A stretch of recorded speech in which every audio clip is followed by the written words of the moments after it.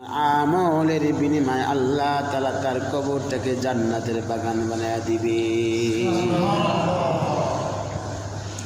এজন্য বাজান প্রতিদিন মৃত্যুর কথা স্মরণ করা দরকার আছে কি আছে না?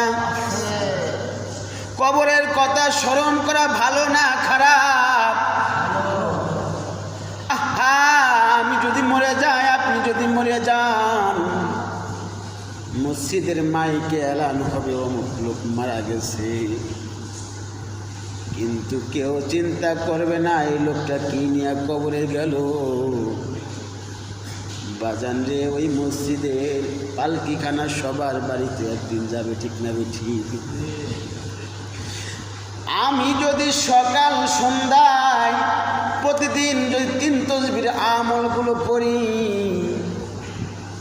6 তসবির আমল করি, রাত্রে তাহাজ্জুদের আমলগুলো করি, আমার জীবনে কত গুনাহ হয়েছে, আমার গুনাহগুলোর দিকে তাকাইয়া আমি অনুতপ্ত হয়ে নিজে মনে মনে আল্লাহর কাছে কান্দি, আর গভীর রাত্রে তাহাজ্জুদ করে আল্লাহর কাছে কান্না করি, আর মাওলা পাকের কাছে জিকির ফিকিরে আল্লাহর কাছে ক্রন্দন করতে থাকি।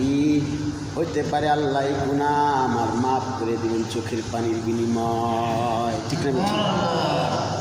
এজন্য বাজান জিকির করা, আল্লাহর স্মরণ করা ভালো না খারাপ?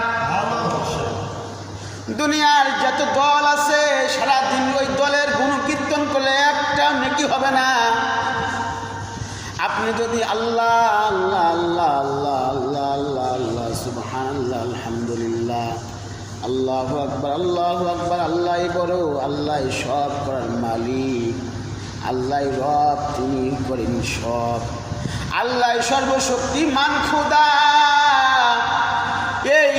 এই এলান যদি কারো দিলের মধ্যে ফিকির হয়ে যায়, আর কবরের ভয় মৃত্যুর ভয় যদি দিলে চলে আসে, যদি ঈমানের আমল থাকে, ওই লোকটা মারা যাবে, মারা যাওয়ার সঙ্গে সঙ্গে কবরের মধ্যে তার জান্নাতের দরজাগুলো খুলে দেওয়া হবে, এমনকি 8টা জান্নাতের দরজা খুলে দেওয়া হবে। সুবহানাল্লাহ।